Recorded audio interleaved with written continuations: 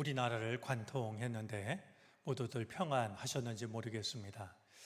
뭐 큰 걱정을 해서 그런지 서울은 그렇게 큰 어려움 없이 지나간 것 같은데, 혹시 여러분들이 알고 있는 분들 중에 큰 피해를 입은 분들이 없는지 모르겠습니다.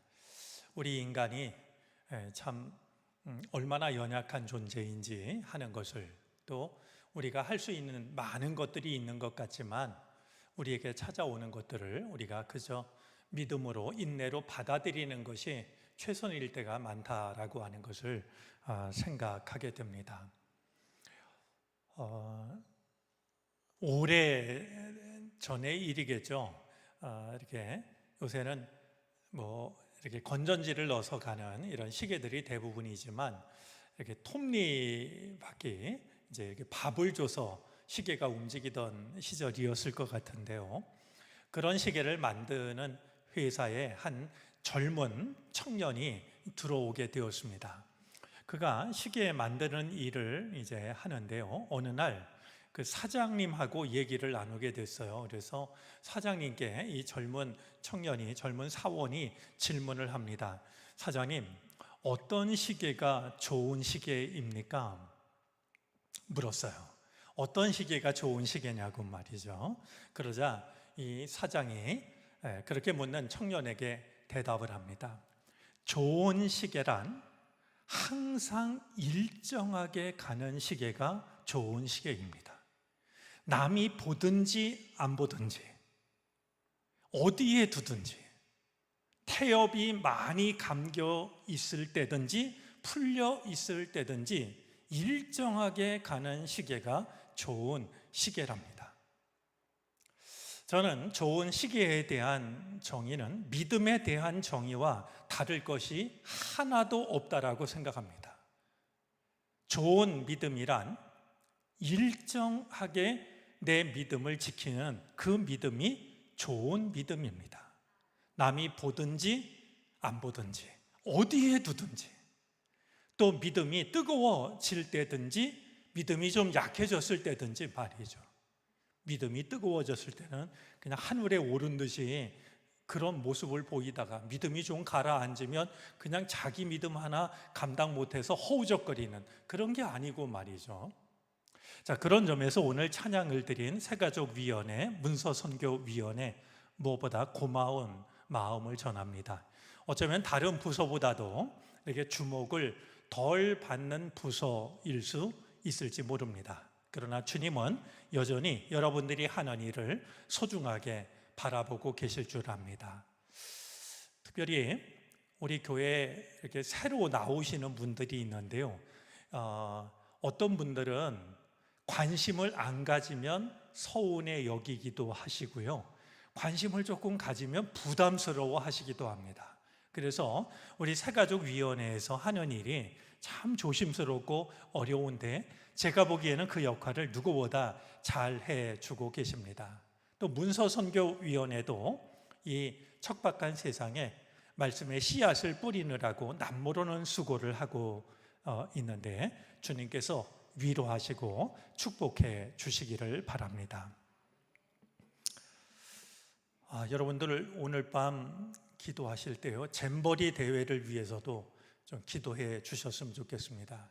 이 세계에서 젊은이들이 우리나라를 찾아왔는데 영 손님 대접을 제대로 못하고 있는 것 같습니다. 근데 이게 그냥 손님 대접으로 좀 못한 대접으로 끝나면 다행인데, 오늘 엄청난 그런 이동이 있어서 혹시라도 누가 사고를 당하면 이건 정말 큰 문제라고 여겨집니다. 무엇보다 안전하게 잘 마칠 수 있도록 그 일을 위해서, 그 한 가지만을 위해서라도 우리는 기도하는 게 필요하다 생각이 되는데요. 정말 다른 더 큰 사고 없이 잘 맞춰질 수 있도록 함께 기도해 주시기를 부탁을 드립니다. 제가 그 박두순 아동문학가가 쓴 하나님에게라는 시를 최근에 읽었는데요. 마침 날씨 때문인지 마음에 와 닿았습니다. 제가 한번 하나님에게라는 시를 읽어드리겠습니다. 때 맞춰 비를 내리시고 동네 골목길을 청소해 주셔서 고마워요. 그런데 가슴 아픈 일이 있어요. 개민의 집이 무너지는 것이지요. 개민의 마을은 그냥 두셔요. 구석에 사는 것만 해도 불쌍하잖아요. 가끔 굶는다는 소식도 들리는데요. 하나님께서 비를 내리셔서 골목을 깨끗하게 해주시는 것은 참 고맙지만 하나님께 가슴 아픈 일이 있는데 개민의 집이 무너지는 것, 그것을 하나님 기억해 달라고 하면서 개민의 마을은 제발 그냥 두세요. 가끔 굶는다는 소식도 들리는데 정말 이 개민의 집이 무너지는 건 너무 불쌍하지 않느냐. 한 시인의 마음이 너무나 따뜻하게 여겨집니다.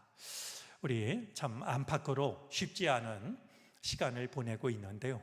내가 평안하다고 해서 그냥 다 평안한 것이 아니라 비가 내리면 혹시 무너질지도 모르는 그런 개미 가족도 있다라는 것을 우리가 기억한다면 세상은 훨씬 더 따뜻한 세상이 될 수 있을 것 같습니다.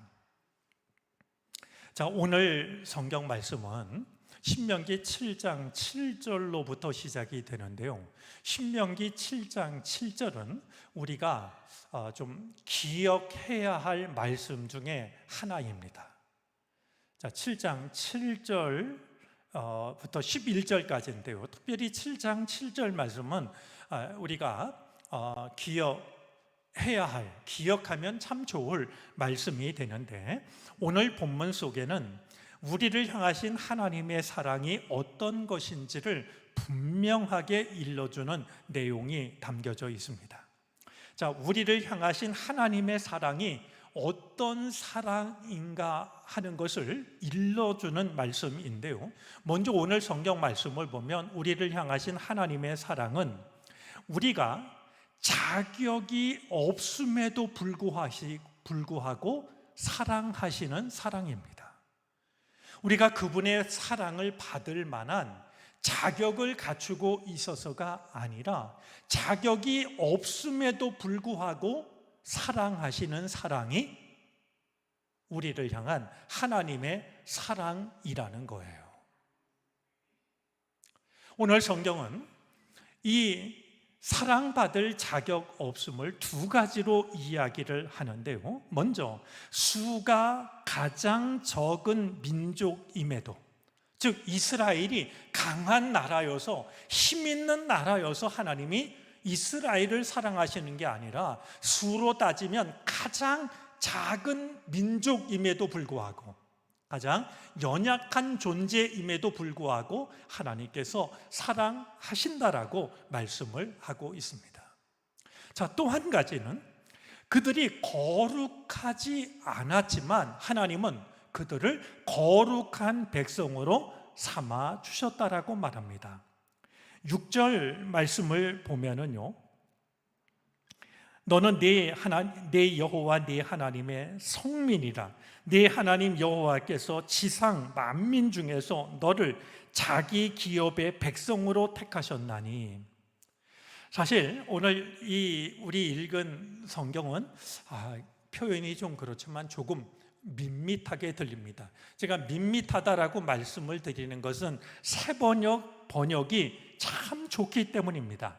하나님께서는 이제 너희들을 거룩한 백성으로 또한 하나님의 보배로 삼으셨다, 이렇게 번역을 하고 있습니다.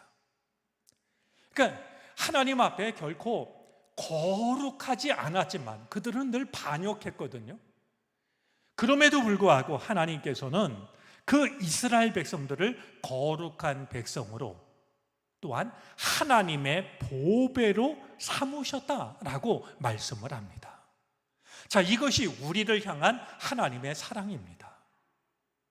우리가 강해서가 아니라 우리가 가장 작고 연약하고 부족하지만 우리를 사랑하신, 그리고 우리는 결코 거룩하지 않은 존재지만 거룩한 백성으로 한 걸음 더 나가서 하나님의 보배로 삼으신 것이 하나님의 사랑이라는 겁니다.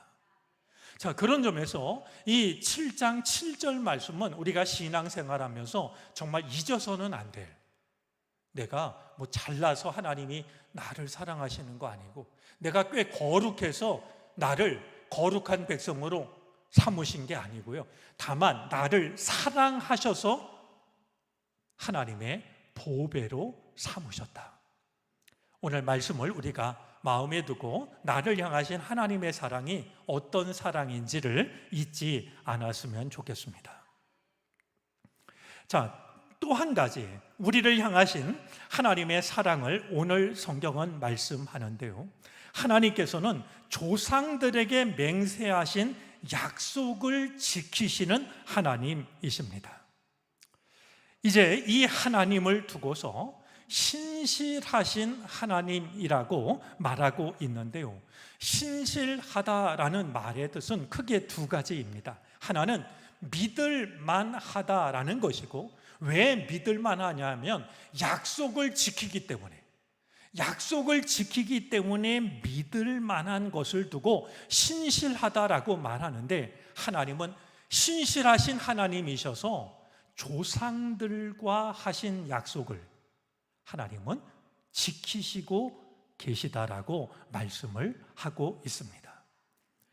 이제 이 약속을 지키기 위해서 하나님께서는 오늘 8절 말씀을 보면은요, 여호와께서 다만 너희를 사랑하심으로 말미암아 또는 너희의 조상들에게 하신 맹세를 지키게 하심으로 말미암아 자기의 권능의 손으로 너희를 인도하여 내시되 너희를 그 종 되었던 집에서 애굽 왕 바로의 손에서 속량하셨다, 이렇게 말씀하는데요, 이 속량이라는 단어를 우리는 좀 되짚어볼 필요가 있습니다. 이 속량이라는 단어는요, 사람이나 짐승을 돈을 주고서 죽을 자리에서 구해내는 것이 속량입니다. 그러니까 하나님은 오래전에 아브라함, 이삭, 야곱에게 하신 그 약속을 지키기 위해서 바로의 손에서 당신의 백성들을 속량해 내셨다라는 거예요. 그냥 내버려 두면 죽을 수밖에 없는 어떤 사람이나 짐승을 값을 치르고서 살려내듯이 하나님은 오래전에 선조들에게 하신 그 약속을 지키기 위해서, 왜냐하면 하나님은 신실하신 하나님이시기 때문에, 약속을 지키시는 하나님이시기 때문에 이스라엘 백성들을 속량해서 구원하셨다. 이제 우리가 자격이 없을 뿐만이 아니라 우리의 힘으로서가 아니라 하나님께서 우리를 속량하심으로 인하여 우리가 구원함을 누리는 것, 그것이 바로 우리를 향하신 하나님의 사랑이라고 하는 것을 오늘 성경은 우리에게 일러주는 것입니다. 자, 또 한 가지 우리를 향하신 하나님의 또 한 가지의 사랑이 있는데요, 하나님의 사랑은 진노보다 크신 사랑입니다. 하나님의 사랑은 진노하심보다 크신 사랑인데요, 오늘 우리 성경 말씀 다시 한번 9절 말씀을 보면은요, 우리 9절 말씀을 좀 한 목소리로 같이 읽어볼까요? 읽어주시겠습니까?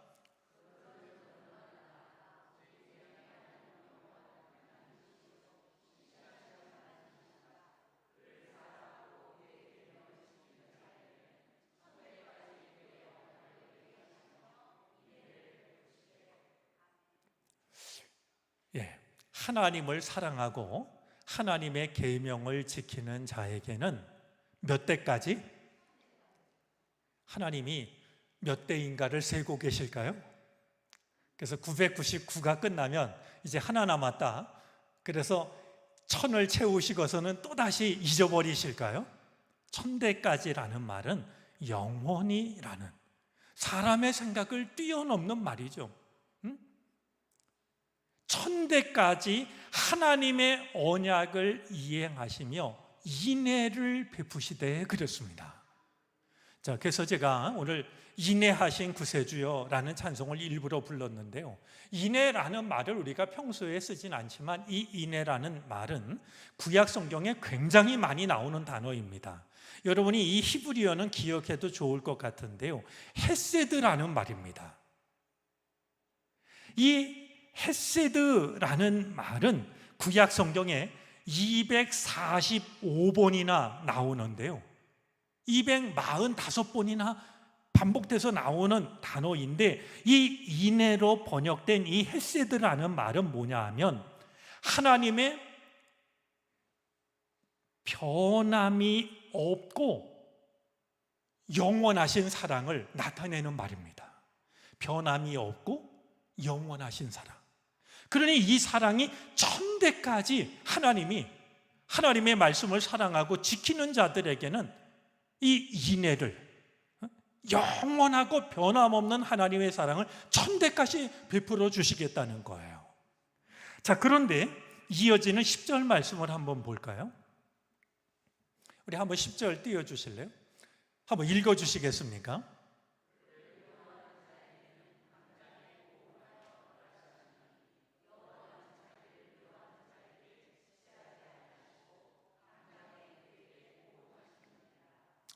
예, 당장 지체하지 않으시고, 사실 우리의 눈길이 머물 곳은 그곳이 아니라 우리가 방금 전에 읽었던 말씀하고 비교해 보면요, 하나님의 말씀을 사랑하고 지키는 자에게는 몇 대까지? 천대까지. 우리가 헤아릴 수 없도록 인애를 베푸시는데요. 그러나 하나님을 미워하는 자에게는, 고의적으로 하나님의 뜻을 거부하고 부정하는 자에게는 하나님께서 그를 벌하시는데요. 여러분, 하나님께서 이 천대를 벌하시면 이게 얼마나 큰 저주겠습니까? 근데 하나님은 그 사람을 벌하신다는 거예요. 그러니 우리가 두 말씀을 비교하면 말씀을 지키는 자에게는 천대까지 인애를 베푸시는 거고요, 하나님을 미워하는 자에게는 그 사람을 벌하신다라고.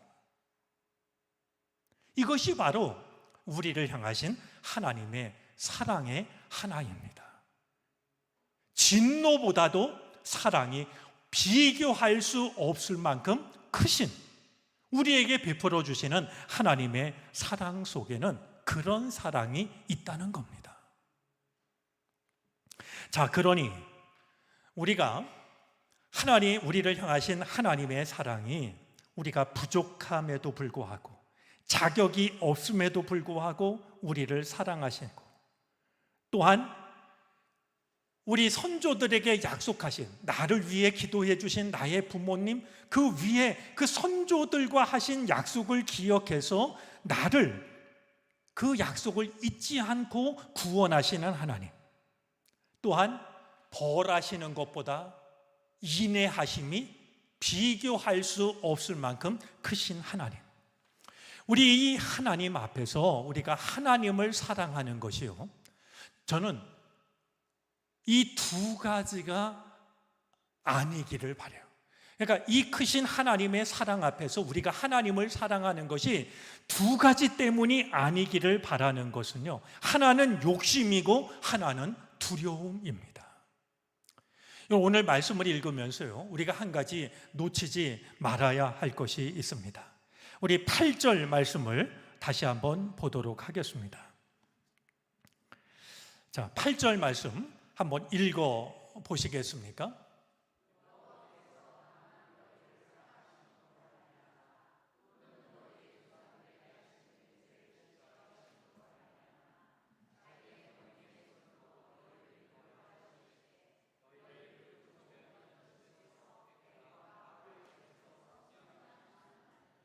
제가 절수를 잘못 얘기했는데요, 7절을 읽어보겠습니다. 네, 우리 7절 다시 한번 읽어보죠. 읽어주시죠.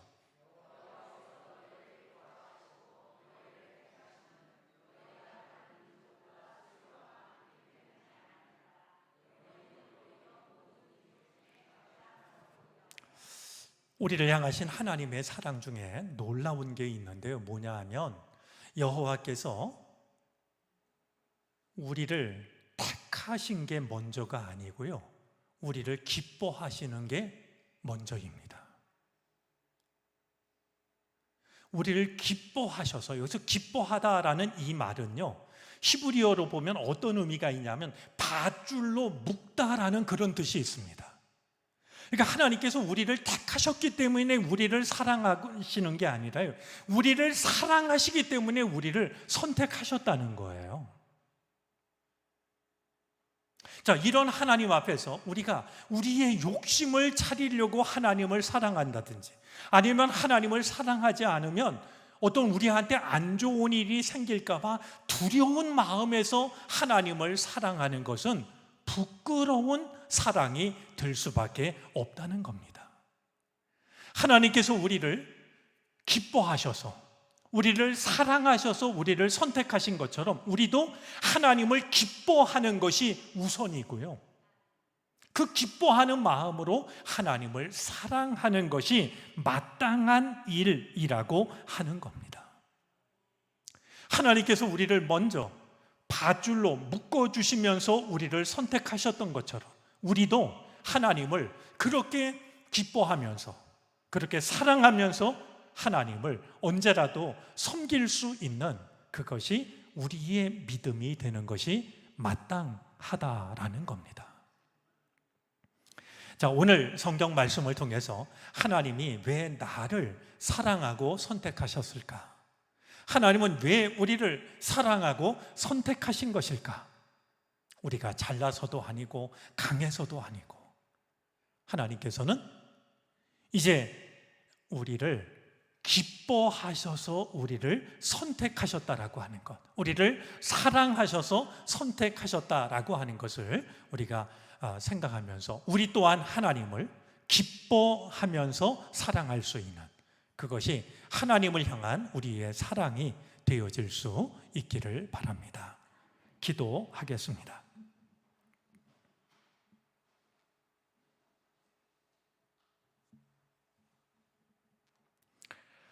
주님의 말씀 그대로인 것을 고백합니다. 하나님께서 우리를 기뻐하실 만한 이유가 우리에게 없었고, 하나님께서 우리를 택하실 만한 자랑거리가 우리에게 없습니다. 우리는 강한 것도 아니었고 거룩한 사람들도 아니었습니다. 하지만 하나님께서는 가장 연약한 우리를 부르시고, 또한 가장 거룩하지 못한 우리들을 부르셔서 하나님의 보배가 되게 해 주셨습니다.